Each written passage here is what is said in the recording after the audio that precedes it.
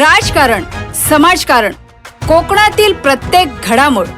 सिंधुदुर्ग 24 तास आता नव्या रूपात. सिंधुदुर्ग संवाद, ताज्या घडामोडींसाठी आताच सबस्क्राइब करा. सिंधुदुर्ग जिल्ह्यातील वन महोत्सवानिमित्त मोठ्या प्रमाणावर वृक्ष लागवड सुरू आहे.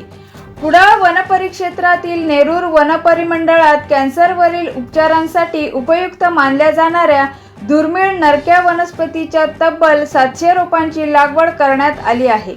या रोपांचे संगोपन करण्याची संपूर्ण जबाबदारी वन विभागाने स्वीकारली असून संवर्धनावर विशेष भर दिला जात आहे.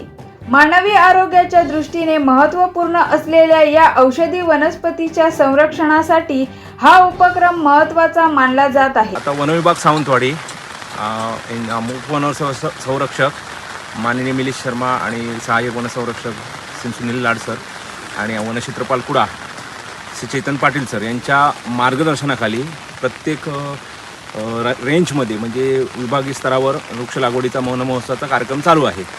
तर आता सद्यस्थितीमध्ये आपण कुडा वनपरिक्षेत्रामध्ये वनपरिमंडळ नेरूर या परिमंडळामध्ये ही वृक्ष लागवड आपण वनक्षेत्रामध्ये करत आहोत. म्हणजे साईगाव येथील वनक्षेत्रामध्ये आपण वृक्ष लागवड करत आहोत.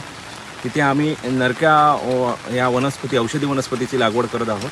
तिथे आम्ही नरक्या वनस्पती 700 रोपांची लागवड करणार आहोत आणि यापुढे त्याचे संगोपन करणार आहोत. काय विशेष आहे नरक्या वनस्पतीचं? सर, नरक्या वनस्पतीचा उपयोग कॅन्सर या अत्यंत घातक अशा आजारावर उपयोगी आहे त्याचा.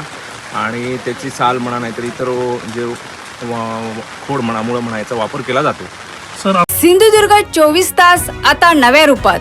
सिंधुदुर्ग संवाद, ताज्या घडामोडींसाठी आताच सबस्क्राइब करा.